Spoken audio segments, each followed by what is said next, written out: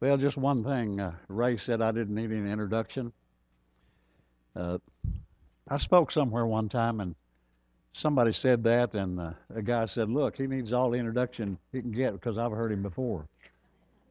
So thanks, Ray. Anyway, it is good to be here. I'm sorry I came in late. You all have got entirely too many towns here. Uh, I wound up in Sheffield. Last night I rode with Ray, and well, enough said about that. Uh, Anyway, he said, "Oh yeah, just go down this street." I went down that street, too far, I suppose. Anyway, we made it, and I'm glad to be here, and I really appreciate the invitation to come back to Fourth Street and talk to you again. Is the PA system on? This one, this okay. Maybe I need to get it up a little more. If you can't hear, stand up and wave your hands. Or one man said about the preacher said I can't hear him. A guy back there said, "Here, I'll trade seats with you. I can." So, Hebrews chapter 12. If you'll open your Bible there, that's where we'll be camping out this morning. Hebrews chapter 12, verses 1, 2, and 3. I promise you this morning that we will go to the Word of God and find strength for living for this week. And if you'll stay with me during the next little while, I believe you'll be able to leave this building today with renewed hope and determination and strength for living, strength for doing what the Savior wants of us. What more can we ask than to come and spend an hour here at a place like this with people like this and leave here a little better equipped to live like we want to live on the higher plane with Jesus Christ. Hebrews 12, verses 1, 2, 3, I'll just simply read that. And the thrust of my message this morning is going to be, don't ever give up. Don't ever quit. You remember, of course, the famous little short speech that Winston Churchill gave, I think it was to a graduating class of military people, and it was just 5 words or 5 expressions there. He got up and he said, never, never, never give up. And he sat down. That's what I want to tell you this morning. Never, never, never give up. Therefore, since we are surrounded by so great a cloud of witnesses, let us also lay aside every weight and sin which clings so closely. And let us run with patient endurance the race that is set before us, looking to Jesus, the founder and perfecter of our faith, who for the joy that was set before him endured the cross, despising the shame, and is seated at the right hand of the throne of God. Consider him who endured from sinners such hostility against himself, so that you may not grow weary or faint-hearted. This biblical writer here compares the Christian life to a race. At the time this was written, of course, the Olympic Games were already 700 years old. They go back to about 728 or something like that, BC. And the imagery he uses is that of a long-distance race, not a sprint, not a 100-yard dash, but a marathon. That's what he talks about. And with this idea of a long race in mind, I think a natural question, at least for me as I think about you and me for the coming week, is this. The question is, have you ever been tempted to just throw in the towel and give up? I think if you'll be truthful about it, there have been times in nearly every life where we can say, yes. I'm afraid there were times in my life when I was tempted to just give it up. Because in every long-distance race, there are moments where your side hurts, your breast aches, your lungs are about to explode, your muscles are hurting, and your mouth is dry, and maybe you even fall down. That would be normal in almost any long-distance race. We're going to be challenged in the next few minutes to not do that, to never give up. And you need this challenge, and I need it. I can tell you right now, I need it as badly as anybody. Just don't give up. You know, as a church, one of the things we're committed to is evangelism and getting out and reaching people and bringing them in. We give a lot of emphasis to that and have through the years, and rightfully so. But, you know, the hard part is not getting people in this race. It's keeping them in this race. It's a lot easier to convert a person and baptize them into Christ and make a Christian out of them than it is to help that person and hold their hand day after day after day after year and keep them on track and keep them from not giving up. That's a real challenge. So the most difficult part is to keep running. You know, I think this time of the year, especially by the end of, say, February, but even now at the end of this first month of the year, we deal with this. Just a month ago, we started off with good intentions towards some worthy goals. But by now, some of us have given up on it. When we enter into a new year, we start thinking in terms of new commitments that we need to make, and this year we're really going to keep them. I mean, I'm going to lose the weight, keep my temper, quit smoking, quit drinking, start running, get organized, be regular in church, discipline myself, discipline my children, and all sorts of good and worthy intentions. All of us do that. And our list can be pretty long. And while we start off with a lot of enthusiasm on some of those fronts, before long our enthusiasm grows dim and we grow tired and we quit, we give up. My goodness alive, if I somehow had opportunity to go into your house and get in your basement or in your attic or back there in a back room somewhere where you throw all that junk, don't look at me and deny that you've got it. Where you put all that junk, I mean, you've got these things that you ordered off the television set to lose weight with. I mean, you've got a high stepper and a stretcher and an ab roller and I don't know what all they call them, but all sorts of things. And you used them for a little while, and then pretty soon you threw them back there in that pile with all that other stuff.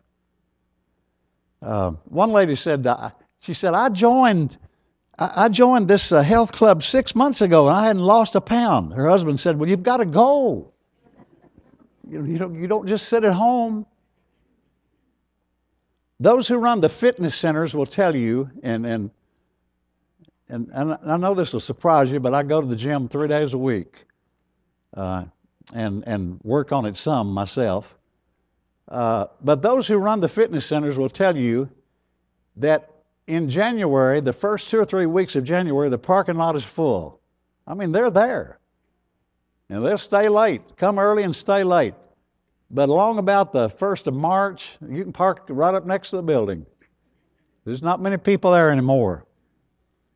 Instead of stopping to work out, well, you decide we'll just go eat out.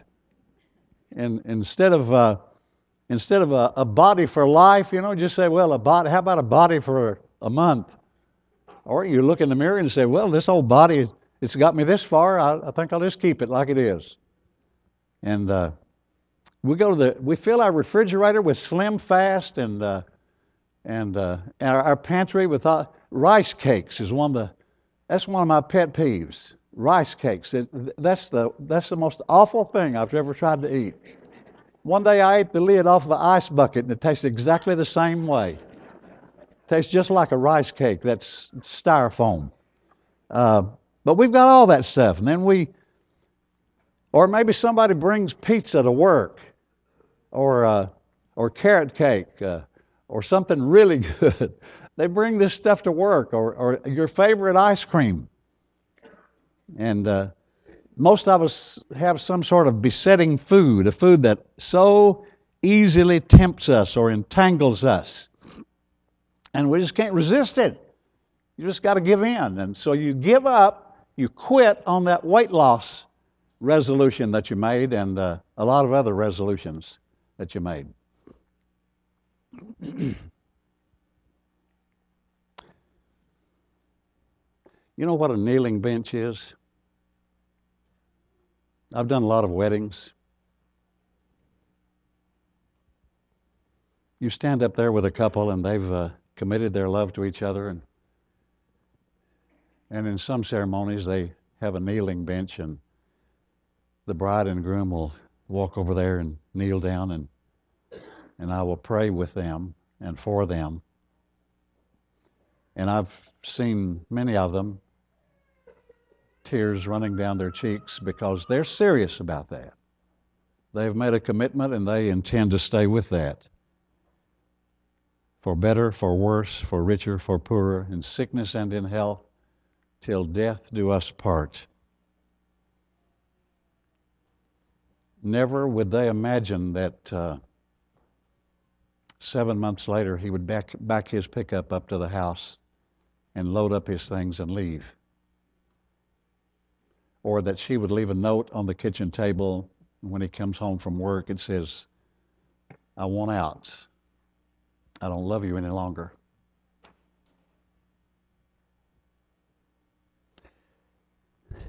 They can't imagine that happening because they've committed themselves to each other. But you fast forward a few years and a few hardships later, and before long that commitment sizzles out in too many cases. What happened?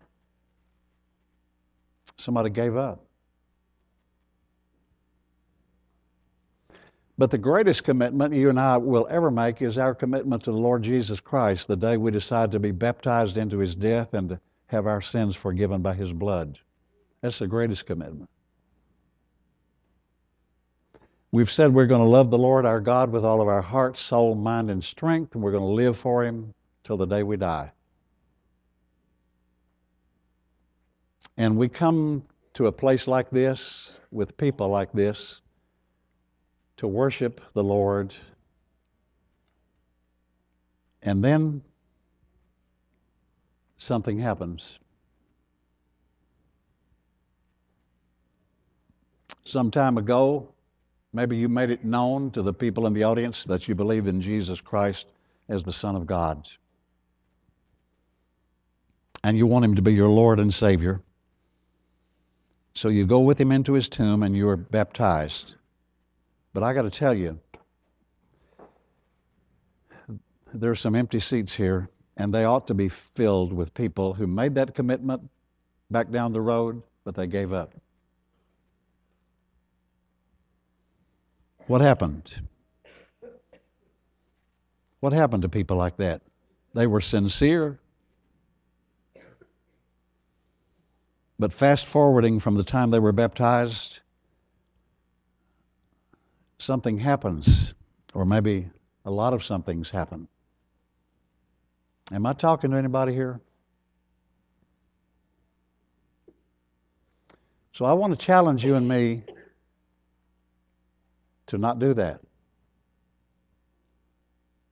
This passage that we just read, that we have open before us, Hebrews 12, there in verse 1, it begins with these words, says, "We are surrounded by such a great cloud of witnesses."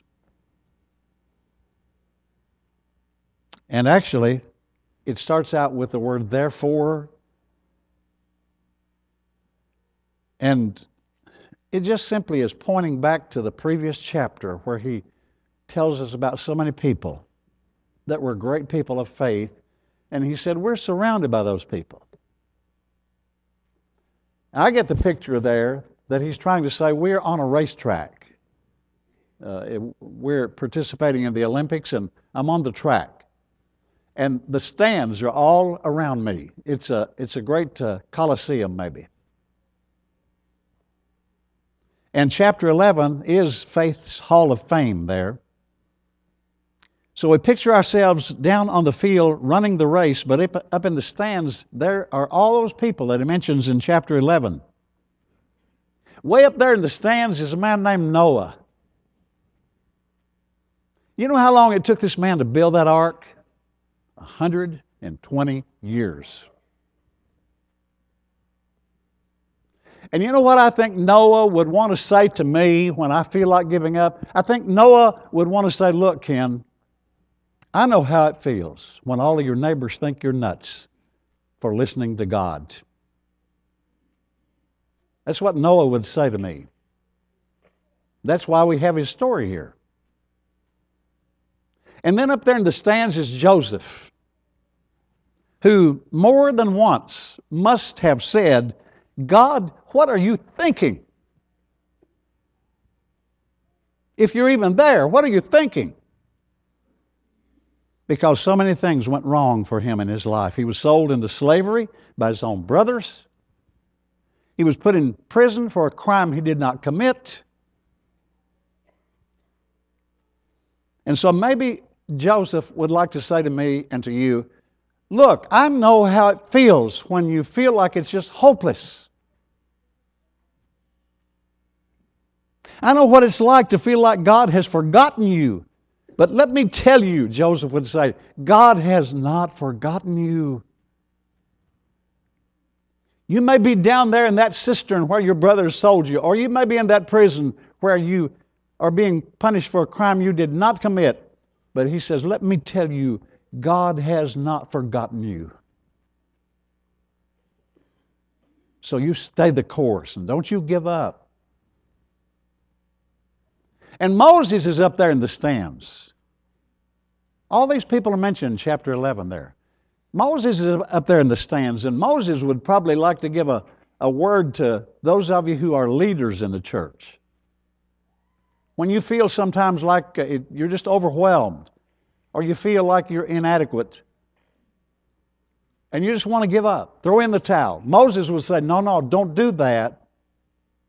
Because when you feel inadequate, when you feel like you can't do the job, you've got to remember that you're not the one doing the job. God is working through you, and His strength will be your strength. And we read about Rahab the prostitute, and Jacob and Joseph and Samuel and David. None of those people ran a perfect race. All of them fell. And they had to get up one more time. And now they're cheering me on and you. They're up there in the stands and they're saying, I know how it feels. I know how you feel. I've been there, done that. Now, I wish I had time really to tell you the story of all those people who are up there in the stands. But let me just read 3 verses. This will be in chapter 11, verses 36, 37, and 38. It says, others suffered mocking and flogging and even chains and imprisonment. They were stoned, they were sawn in two, they were killed with the sword. They went about in skins of sheep and goats, destitute, afflicted, mistreated, all of whom the world was not worthy of them, it says. Wandering about in deserts and mountains and in dens and caves of the earth. My goodness, what some people have had to go through for their faith in Jesus. And so they're saying to you, I know how it feels. Okay? I know how you feel. And so when you feel tired, and you will, and when you feel like the race is just too long, and you will, and when you feel like you don't have the strength to go on, and you will, don't give up.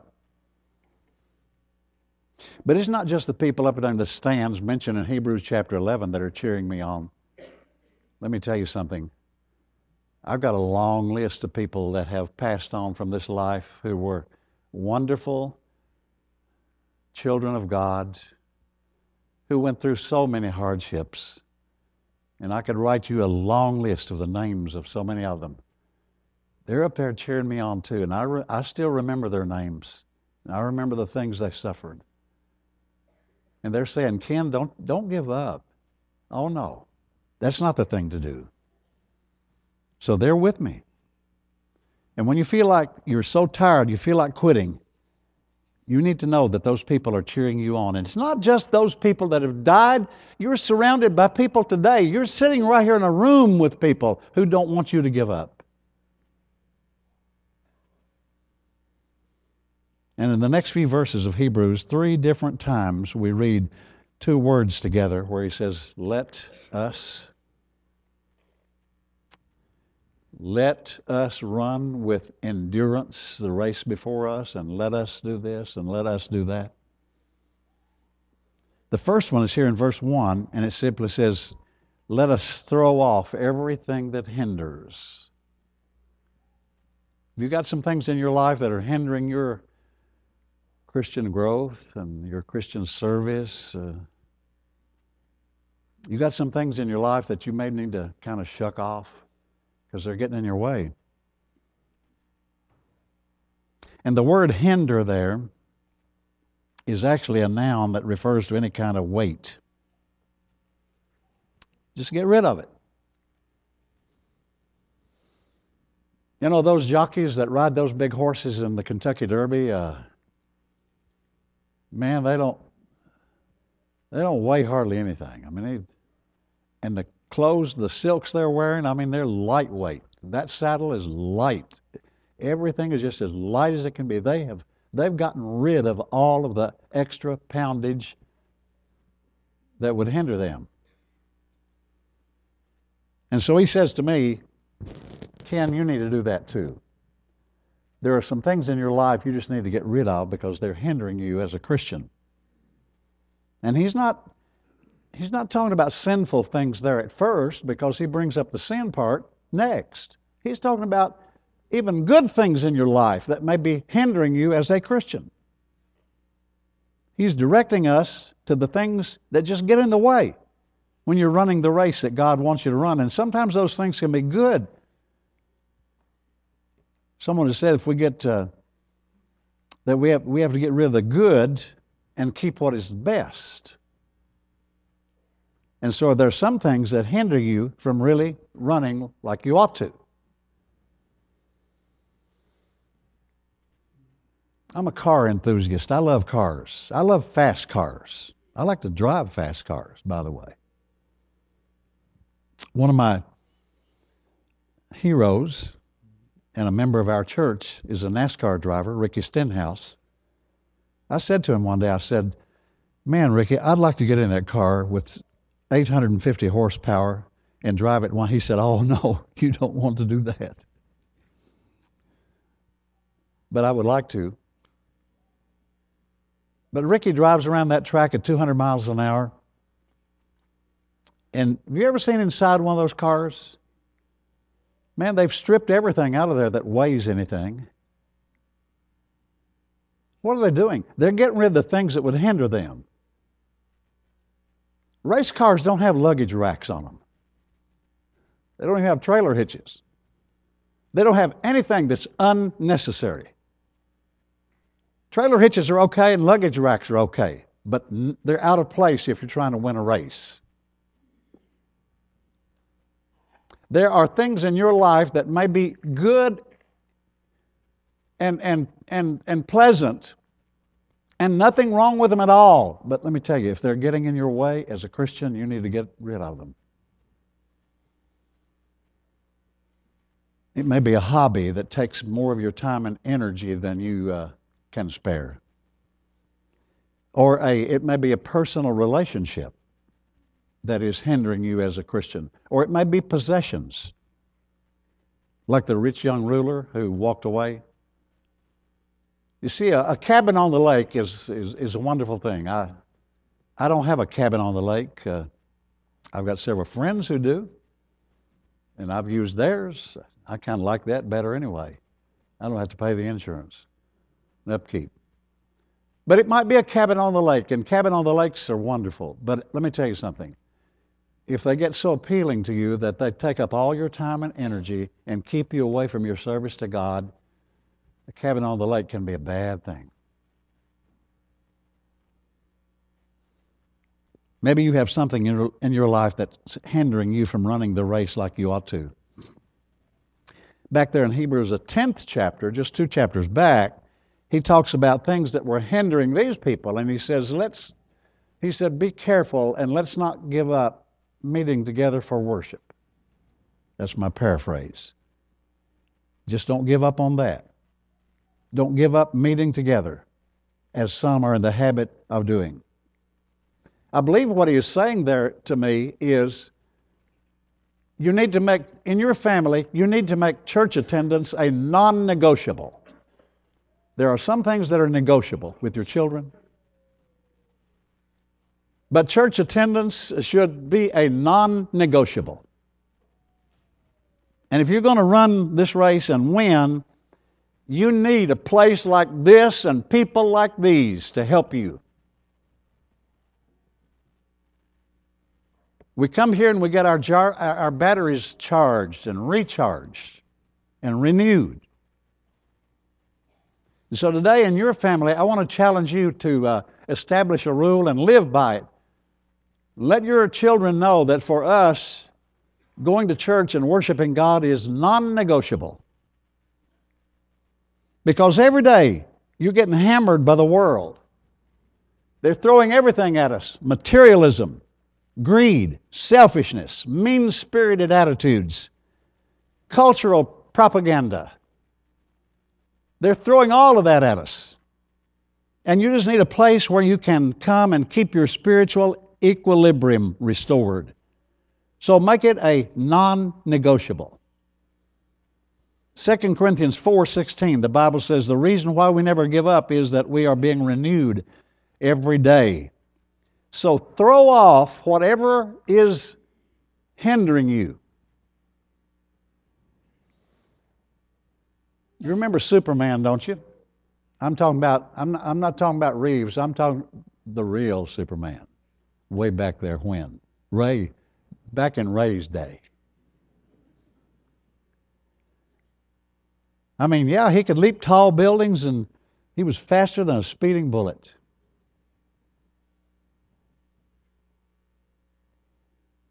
But guess what? Even though he had all these powers, he had this one weakness. He had something that neutralized his strength. What was it? Kryptonite, whatever that is. But it was kryptonite. And anytime he was too close to kryptonite, it would just leave him powerless and weak. Now, the people who dreamed up Superman didn't know that they were giving me good material to use in a sermon. But they did.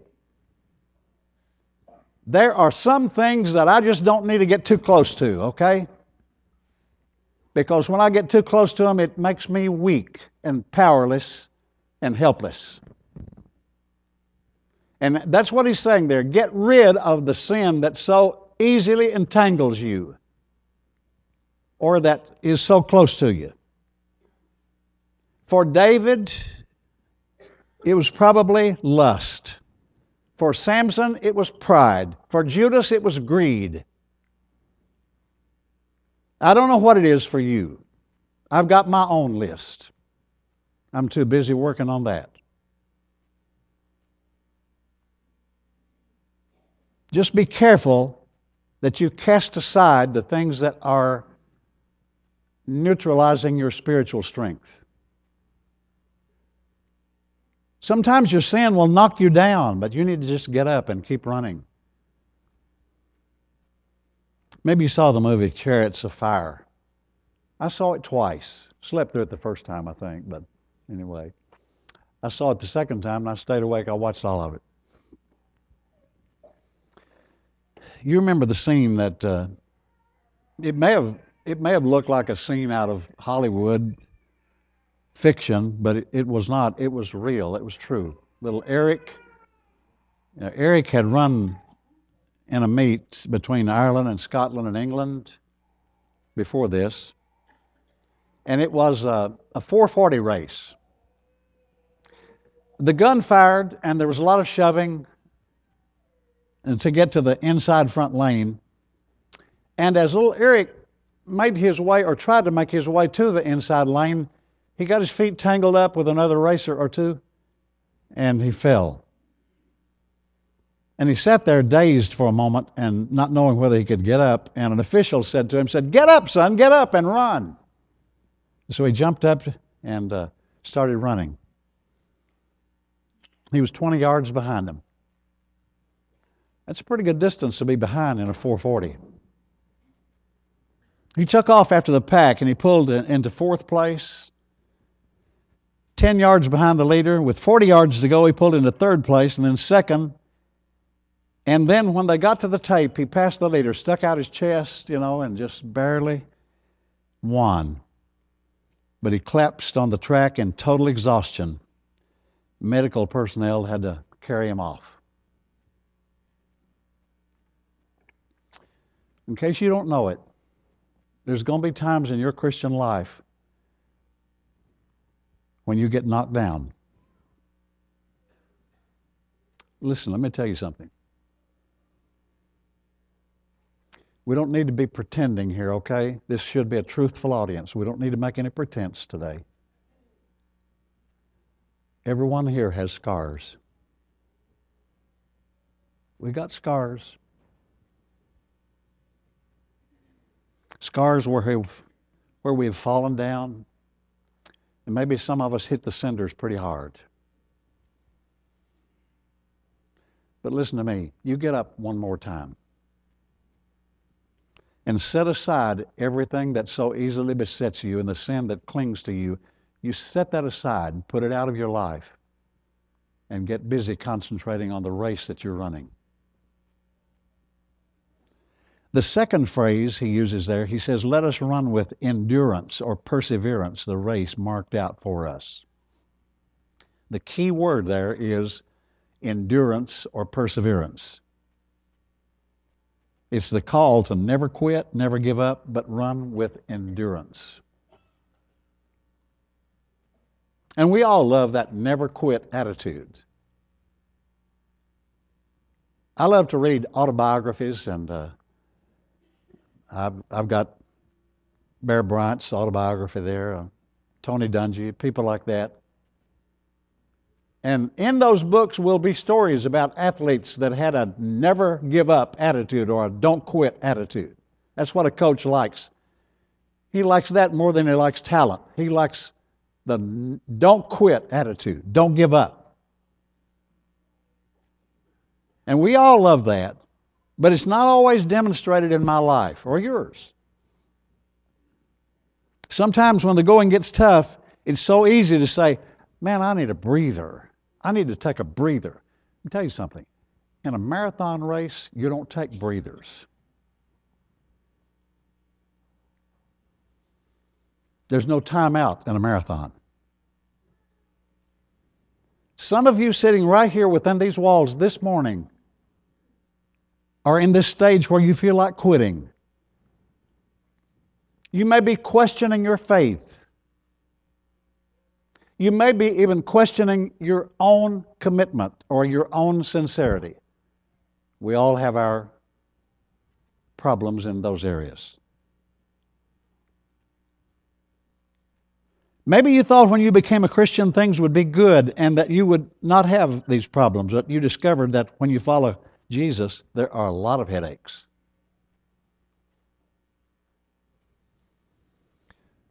Maybe the cancer came back in you or your loved one. Or the divorce went through. Or your child breaks your heart. Or you don't get that well-paying job that you were counting on. And you think, I'm a Christian. I've been trying hard to serve God, but this is not what I signed up for. And I thought that if I was on God's team, things would be a lot easier or a lot better. Who do you think Satan is going to spend most of his time working on anyway? His own children or you? He's already got his own. He wants to take you down. But don't let him. Sometimes you will not feel close to God, but don't give up. Sometimes you will question your own faith, but don't give up. Sometimes you will feel like you're unworthy, but don't give up. Sometimes other Christians will let you down, but don't give up. Sometimes you have to stand alone for your belief in God, but don't give up. Sometimes you will be disgusted with your own weakness, but don't give up. You just finish strong all the way to the end. 2 Timothy chapter 4, Paul is writing this letter to Timothy, and he's in prison when he writes it. And when he writes these words, he knows he doesn't have much time left. He knows that soon he will be paying the ultimate price for his faith and his commitment. And so he writes these words. And I think it's actually with a great sense of relief that he writes it. He says, I have fought a good fight. I have kept the faith. And I have finished the course. And henceforth there is laid up for me a crown of righteousness, which the Lord, the righteous judge, will give to me. Not just to me, but to all who love his appearing. I so desperately want you and me at the end of this life to be able to say, I fought a good fight, I finished the course, and I kept the faith. And so you run with perseverance. Don't you give up. There is one last directive in this passage that is my favorite, I guess. It's really comforting to me, I'll put it that way. And it simply just says, let us keep our eyes on Jesus. So when you feel like giving up, you keep your eyes on Jesus. He is the author and perfecter of our faith, who for the joy set before him endured the cross, scorning its shame, sat down at the right hand of the throne of God. Consider him who endured such opposition from sinful men, so that you will not grow weary and lose heart. You know, there's something in that passage that sparks it just reminds me of a truth that I stumbled across from early chapters of the book of Acts. It says here that Jesus sat down at the right hand of the throne of God. Several times in the scriptures it will say that Jesus sat down at the right hand of the throne of God. Let me tell you something. When Stephen was stoned to death, read it, Acts chapter 7. When Stephen was stoned to death, it says he looked up and he saw Jesus standing at the right hand of God. Am I making too much of that? I don't think so. I think Jesus Christ stood in recognition of the faith of this good man Stephen, who didn't give up, but he stayed with it to the end. And you just have to remember Jesus when you feel like quitting, because that's where your strength comes from. Remember the crucified Jesus. Nobody took his life. He chose to give his life. Because he could have called 10,000 angels and wiped them all. He could have zapped that whole crowd, but he chose not to. And when the pain was the most intense on the cross, he stayed on the cross for you and for me. His body was on the cross, but his mind was on you and me. And right before he died, he cried out, "It is finished." That wasn't a statement of despair or giving up. It referred to the job he came to do, and he said, "It's completed. It's finished." Ron led the song Friday night down at Birmingham. I was in the audience. It is finished. The battle is over. It is finished. There'll be no more wars. Jesus has won the battle for me. And He knows how I feel. So you remember Him. Fix your eyes on Jesus. You see, this inspired writer wants to make it clear so that I can really understand that my strength for the journey, my strength for this race is not an inner strength, okay? I don't have any more inner strength than you have. This is so important. And winning the Christian race is not a matter of just gritting your teeth and staying with it or digging in. That's not the idea here at all. The idea here is that you fix your eyes on Jesus and you will find a strength in Him because He's the only way and He's the only source of strength. We ate the supper. All He said was, He said, you just do this in remembrance of me. You think of me. Remember me.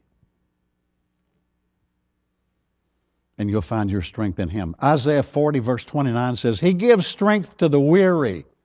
That's you and me. We feel weary today maybe. He gives strength to the weary. He increases the power of the weak. Even youths grow tired and weary, and young men stumble and fall. But those who hope in the Lord will renew their strength, and they will soar on wings like eagles. They will run and not grow weary. They will walk and not faint. Our hope is not in ourselves. Boy, I'm so glad my hope is not in myself. Our hope is not in our inner strength. It's not in our determination. It's not in your self-discipline. Our hope is in the Lord, and that's the only way I will be able to finish this race. Period.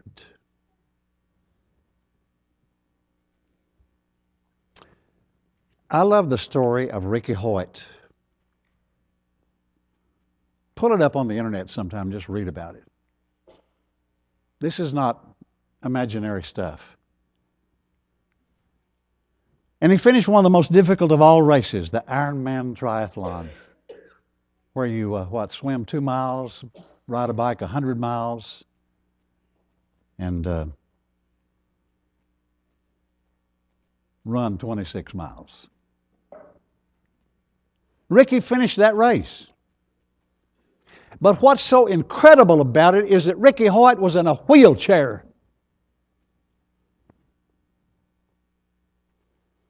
And he was totally disabled. You say, how in the world?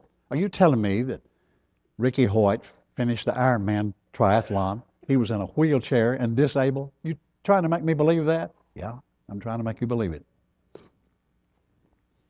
I love this story for one reason. He finishes the race because of his daddy, his father. I believe his dad was named Jack. I'm not sure of that, but Ricky finished the race because of his father. Jack swims 2 miles in the open sea, pulling his disabled son in a little boat behind him. Then Jack takes his son Ricky out of the boat and carries him to the bike and puts him on a specially rigged bicycle, and then his daddy pedals 100 miles with Ricky sitting there behind him. Then Jack takes the boy off the bike and puts him in a specially made cart and pulls it behind him, and Jack runs for 26 miles, and Ricky's riding right along behind him. Now here's the deal. I am exactly like Ricky Hoyt, and you are too, Mr. or Mrs. All of us. Not one of us can run this race under our own power. I've had people say to me, "Oh, I would like to become a Christian, but I'm thinking this over carefully, and I blah blah blah." And then they'll say, "I just don't feel like I can live the Christian life myself." You know, I've gotten to the point now. I've got a good answer for them. I said, "You're right. You're exactly right. You can't live the Christian life. You've got to understand that you are totally incapable and that you are totally disabled spiritually, And you cannot run this race under your own power. And it doesn't have anything to do with how determined you are and how much talent you have or how much grit you've got in your crawl. Or how much you're just determined to just sweat it out. You can't do it. The secret to running the Christian race and finishing it is not in trying, but it's in trusting. Trusting God and letting God work through you. And so on down the road, when there are times, and there will be times, when you feel like giving up, then you fix your eyes on Jesus. Now, Ricky Hoyt finished the Ironman triathlon because his daddy carried him through. And I will finish the Christian race because my big brother Jesus will carry me through.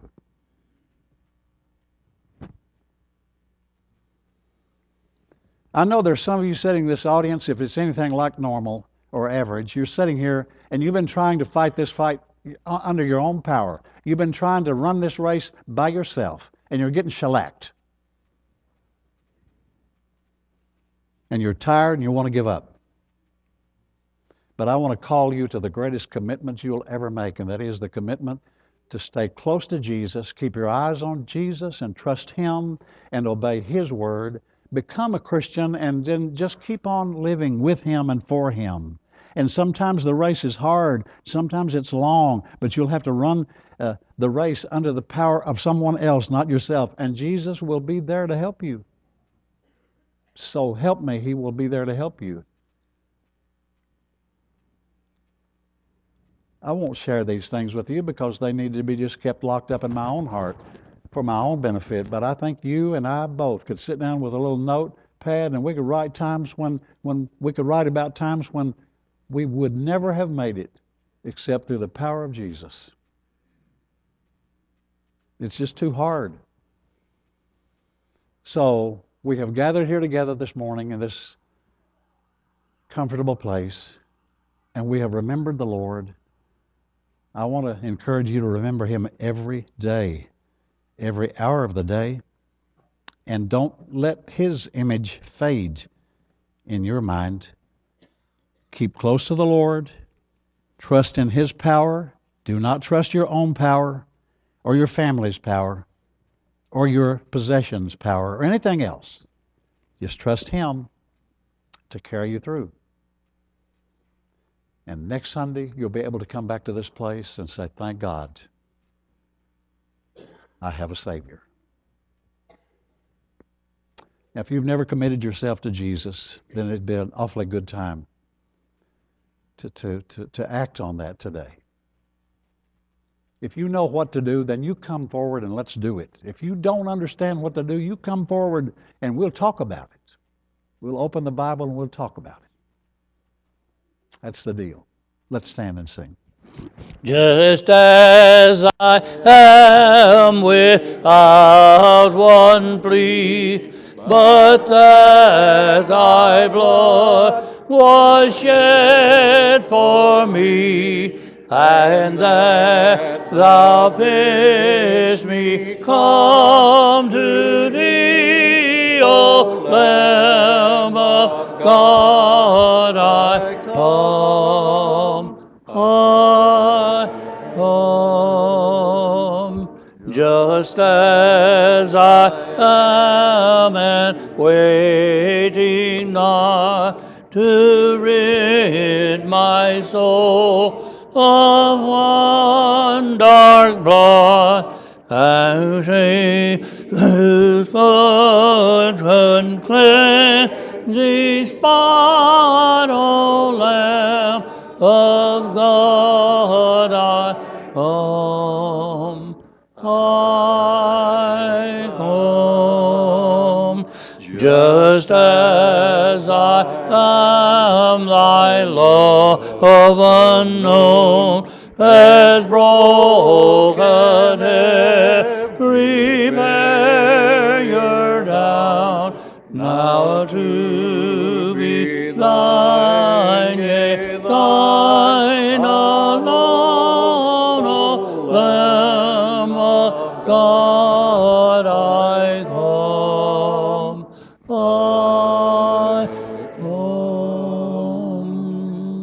Be seated.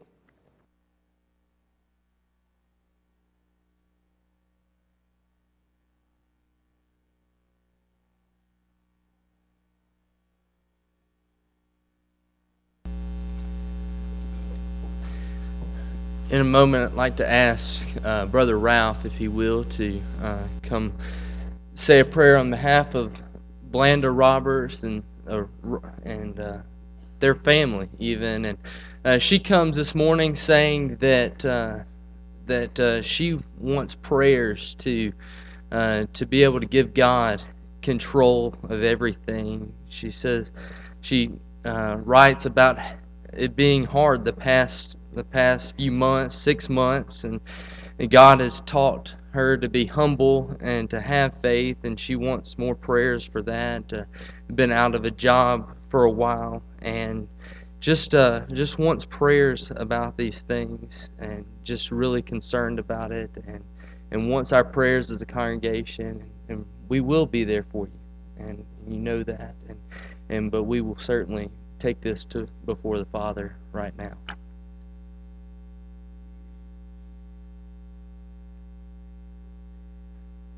Pray with me. Father, we thank you that we have such a wonderful, loving God, and that Jesus was willing to pay the price for us to have the hope of salvation. We're thankful for people like Blanda and Mike, and the fact that they want to please you in the way that they live and serve. And we know that there are so many times in our life that we want to give up because of the problems we have here. But this life is such a temporary thing. We know that there's a much better place. We're here for a time, and then as it tells us that life is just like a vapor, and it will vanish away as far as the physical part, but there's part of us that will live forever. Father, we pray that you bless Blanda and help her in her struggles of knowing that certain things are not going like you want them to go, but help us to always look to Jesus, as we've been told this morning, that he will help us get through all of these problems. We pray that you'll forgive everybody that is here today of whatever sins they might have committed. We know we're not perfect, and we pray for your continued blessings. Help us to have the faith that these people that are mentioned in Hebrews chapter 11, that we will continue until the end, so that we can enjoy that wonderful blessing that Paul talked about, that we can have an eternal home with thee. Again, bless this good family with whatever is troubling them, and help us to help them in every way that we can. In Jesus' name, amen.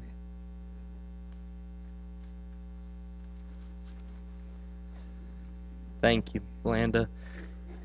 Good morning again. It is great to be with you. It's a beautiful day to be here to worship our God together. While I'm making some announcements, there'll be some men passing out some baskets with some prayer slips in those, and take one of those and pray for those people this week. Thank you, Brother Joins. That was a great, powerful lesson. Thank you for that. We appreciate it, and we're glad to have you here with us this morning.